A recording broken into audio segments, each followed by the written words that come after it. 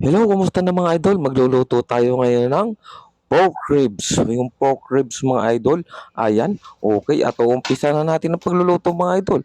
Ayan, ang gagawin natin dyan, imamarinate lang natin ng 2 oras o 1 oras at kalahati kasi pang-ulam natin yan sa hapunan mga idol. Ayan, at maglalagay tayo dito ng mga panimpala natin sa pagmamarinate mga idol. Gaya ng ating patis. Ayan, maglagay tayo ng 2 kutsarang patis mga idol yan. 1 kilo't kalahati nga pala idol yung ating yan ating pork ribs na yan at naglagay tayo ng soy sauce. Ayan, okay. At pagkatapos ay maglalagay naman tayo dyan ng pineapple juice. Ayan, yung paminta ang ating unahin muna dyan. Yung ating ground black pepper, pagkatapos malalagay na natin yung ating 2 pineapple juice. Ayan yung 2 tol, mga idol. At ang gusto ko dyan sa pag-marinate natin ay yung medyo lubog yung ating ah ribs, yan, okay. At ilagay na pa natin yung isa. Isusunod natin ilagay yung isa para maganda yung marami-rami, nakalubog siya. Okay, mga idol. Ayan na. At yan nga ay mamarinate natin ang mga 1 oras at kalahati. Pwedeng 2 sana kaso lang ipang-ulam natin niya sa hapunan. Masyado naman tayong gagabihin. Kaya tama na siguro 1 oras at kalahati mga idol. Baka pwede naman idol, paki-subscribe naman si Kuya Nelson. Ayan, at yan po yung napakalaking tulong na po sa akin yan. Okay, hinalo po ng hinalo natin yan para ma-absorb yung ating pang-marinate. Ayan yung ating nilagay na pang-marinate na yan. At ikinover natin yan mga idol. At ito na nga. At papakita ko sa inyo yung ating mga sangkap dyan, yan sibuyas. At syempre gagamit tayo ng bawang at yung ating bell pepper, green at saka yung ating red, ay yung pork cubes at yung ating ketchup at yung ating kamatis at dyan din yung ating patatas at yung ating green peas mga idol. Ayan. At siyempre maglalagay din tayo dyan ng asin. Okay. Ayan. At ipiprito ko mga idol dito yung yung patatas para naman sa ganun na itatoppings na lang natin yan. Mamaya pagluto na yung ating pork ribs. Ayan mga idol. Okay. Iprito lang natin yan ng tamang-tama. Huwag naman mga idol yung sunog. Hindi man maganda yung sunog niyan. Pag nag-light brown yan at nakakala nating luto na yung loob niyan, pwedeng-pwede na yan. Kasi mas maganda iprito niyan mga idol kasi pag inilagay natin, itinapig natin at hinalo natin ay hindi siya nadudurog. Kahit hindi natin maubos at iniinit pa natin yung ating karang ulam, hindi siya nadudurog mga idol. Okay na. At balibalik na rin lang natin idol yan para magparehas ang pagkakaluto ng ating patatas. Ayan na. Luto na nga yung ating patatas at ngayon ay tatanggalin natin dyan at isisit aside natin mga idol. Ayan, ilagay natin dyan sa ating Tupperware na may tissue paper mga idol. Okay, napakadali lutuin naman ganitong spare ribs mga idol. Talaga namang napakasarap. Okay. At ngayon ay siyempre ipiprito natin yung ating minarinate na pork ribs. Ayan mga idol. Iprito lang natin yan hanggang sa magkulay brown. Okay, ayan, isa-isahin natin yan mga idol. Grabe, ang sarap nito mga idol. Ayan, minarinate natin ng 1 oras at kalahati nga lang pala idol ang ginawa ko dito. Kasi medyo gagabihin tayo pang ulam natin yan sa hapunan. Okay, shout out mga idol dyan sa Katanawang Quezon, dyan sa mga tricycle driver dyan sa labasan. Shout out po sa inyo lahat at sa akin pong mga followers po, mga subscriber. Kumusta na po kayo lahat dyan? At ito na naman ang Kuya Nelson, nagluluto na naman ng isang masarap na recipe. Simple lang pero masarap na recipe mga idol ito. Okay, at dito nga pala sa amin ay napakalakas idol ang ulan ngayon. Bumuhos ng ulan mga idol, grabe, okay na. At yan na, babalik-balik na rin idol yan para magparehas ang kulay ng ating pork ribs. Napakabango na idol, pwede ng pang-ulam yan kahit hindi na natin lagyan yan ng mga panimpla. Talaga namang napakalasa na niya pag ating pernito kasi na-marinate na nga natin yan mga idol. Masarap din nga yung ganyan. Okay, yung simpleng-simple lang na piprito mo ng ganyan, nakakagutom na ang amoy mga idol. Ayan, balibalik na rin lang natin hanggang sa magpare-parehas ang kulay ng ating ribs. Okay na. Talaga namang napakabango mga idol. Kumusta na kayong lahat dyan mga idol? Ayan. Okay na nga at luto na yan. Tanggalin natin yan isa-isa at ilagay natin dyan sa ating lagayan na yan at isisit aside natin yan at magpiprito pa tayo ng isang yan ay dalawang prito mga idol ay second batch. May second batch pa idol yan. Pero talaga namang pinagtiyagaan natin na mapaganda natin ang kulay talaga niyan. Napakabango, pwede ng pang-ulam. Simpleng-simple lang mga idol lutuin ito. Napakabilis at napakatipid. Okay na. Yan yung second batch natin idol. Ayan, binabaliktad-baliktad na natin at yan ay malapit na ring maluto mga idol. Kung mapapansin nyo, napakaganda ng kulay at talaga namang napakabango. Yan nga ay pwede ng pang-ulam. Yan oh.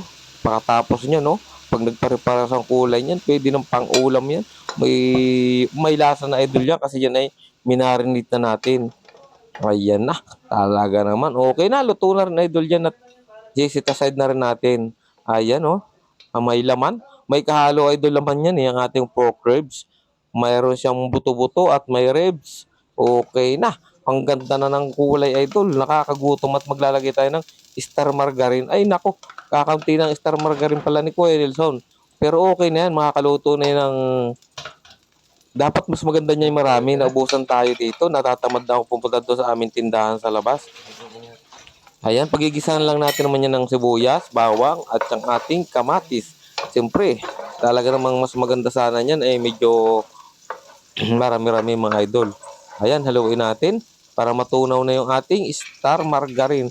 At ilalagay na rin natin dyan yung ating bawang. Ayan, unahin natin yung bawang. Okay, at halu-haluin lang natin hanggang sa mag-light brown yung ating bawang mga idol. Okay, pag nahalo na natin yan, at nag-light brown na, ay siyempre isusunod na rin natin yung ating sibuyas. Ilagay na natin idol yung ating sibuyas dyan. At yan naman ay okay na yung ating bawang. Ayan, halu-haluin lang natin ng pagayon at papagarne ay talaga namang napakabango na. Kasi nga ang ginamit natin ay ang ating star margarine sa ating pagigisa ng bawang at sibuyas. At siyempre isusunod ko na rin dyan yung ating tomato. Ayan, ilagay natin yung kamatis natin yan. Yan yung 5 buong malalaki idol yan. Yung ating kamatis na yan. At nako, ay lumakas na nga ulan din sa amin sa Cavite. Ayan, halu-haluin lang natin ng pagayon at papagarni. Hanggang pag lumambot na yung kamatis na yan, ay siyempre, ilalagay na rin natin yung ating pork ribs. Ayan na, malambot na ang ating tomato. Talaga namang parang magmumunggo tayo Pwedeng-pwede yan. Masarap sa munggo yan mga idol. Ayan, okay na. Ilagay na natin yung ating pranitong pork ribs. Ayan. Okay, ang dami mga idol yan, no? 1 kilo mga idol yan. Ang ganda at malalaman yung nabili nating pork ribs talaga. Makapal ang laman niya. Hindi gaya ng iba na buto na lang halos. Ayan ay pinili talaga natin doon sa ating suki. Ay talaga namang napakabango ng mga idol nito. At dito ay maglalagay din tayo ng tubig na gagamitin natin sa pagpapalambot ng ating pork ribs na yan. Okay, maglagay tayo ng paminta. Maglalagay muna ako ng brown black pepper mga idol. Ay nauutal na ang Kuya Nelson na naman. Ayan na, pinagpag na at side at pakahalo natin yan, pakamix naman natin yan. Ay siyempre maglalagay na tayo ng tubig na pang palambot natin dyan sa ating nilulutong pork ribs. Ayan, ganyan ang gawin natin sa pork ribs. Napakasimple lang mga idol. Napakadaling lutuin at napakasarap pa. Sa sauce pa lang, taob na ang kanin. Ayan, naglagay tayo ng tubig mga idol dyan. Ayan. At ngayon ay siyempre, hahalo-haluin uli natin yan. Halo ng pagayon at pagarni para yung nasa ibabaw ay mapailalim at yung nasa ilalim naman ay siyempre para mapapunta sa ibabaw. Ayan. Okay, ganun lang ang paghahalo niyan. Okay, hinalo-halo lang at para mapaibabaw yung nasa ilalim at yung nasa ilalim ay mapaibabaw. Ay, simple-simple lang mga idol. At maglalagay tayo dito ng itong ating pork cubes. Ayan, talaga namang para manuot na ang lasa niyan dyan sa ating recipe. Ayan mga idol, nilagay na natin. At siyempre, i-cover na natin yan mga idol. Ayan, at yan naman ay may bisitahan. Buksan uli natin yan. At tingnan natin ang lagay ng ating pork kung yan ay may inilambot na. Okay. Ayan na. At nakalimutan nga natin pala idol yung ating pinagmarinitan. Oh, Diyos ko po, Maria Josep. Nakalimutan natin. Ngayon lang natin na ilagay. Ayan, ikinover na uli natin. Dapat yun ang unang nailagay natin. Ayan na. Okay, muli natin buksan at ating bisitahin na yan. Titingnan natin kung may inilambot na yung ating ribs na yan. Okay, yung spare ribs yan. Halo-haloin natin. At yan namang ating nabiling baboy na yun, may kabataan pa niyan. Okay na. Ay, alanganin pa mga idol. Pero pangit din naman yung naglalagas-lagas sa buto niyan. Nauutal na naman tayo mga idol. Ayan, kulang pa. Nakukulangan pa mga idol ako sa lambot at i-cover natin yan ng mga 15 minutes pa para sa ganun ay talagang lumambot na siya ng kainaman. Ayan, buksan natin. Makalipas ang 15 minutes. Ayan na siya at kakaunti na ang sauce. Okay, pwede na. Ayan na, malambot na nga. Huwag naman yung naglalagas-lagas sa buto. Mga idol, yung tamang-tama lang. Ngayon, ay siyempre maglalagay tayo ng ketchup. Ayan, yung ketchup na may tamis anghang na yun, idol, ang nilagay natin dyan. Wow, napakaganda na ng kulay mga idol talaga. Grabe, nakakagutom na sa amoy pa lang. Sa sauce pa lang, taob na ang kanin natin mga idol.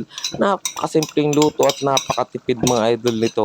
Ayan, sairin natin yung ating ketchup, tamis anghang na yan at talaga namang napakasarap niyan. Manamis-namis na maanghang. Kaya nga sinasabing tamis anghang. Alaman na kung anong product ng ketchup yan mga idol. Okay, at hinalo-halo na natin yan at napakaganda na ng kulay nito. At yan ay paglalaputin natin yung sauce. Ayan, haluin natin ng pagayon at papagarnila ang yaan. Ayan na. At talaga namang sauce pa lang ay ulam ng mga idol. At siyempre, maglalagay tayo dyan ng bell pepper. Huwag natin lalahat. Ang ibig ko lang mangyari dyan, mga idol, ay siyempre yung para mapabango na natin yung ating recipe. Ayan, yan mga ating iba mamaya. Ilalagay din natin yon para hindi naman siya ma-overcook. Ayan. Ayan namang inilagay natin yan ay pampabango yan talaga. Ikinover na uli. At muli na naman binuksan ni Kuya Nelson ay talaga namang siyempre may bisitahan yan. At napakaganda na ng kulay nga at medyo malapot na rin ang dating mga idol niyan. Siyempre yung sauce niyan kailangang malapot. Ayan, at naglagay nga pala tayo ng 18 cheese ditong maliit, isang pack lang at kinudkod natin mga idol. Ayan, maluluto na mga idol yan at inilagay na rin natin yung ating patatas at yung ating natitirang bell pepper. Okay mga idol, luto na yan. Thank you for watching mga idol. Ayan na at kakain na naman tayo. Taob na naman mga idol ang kanin. Okay, thank you for watching.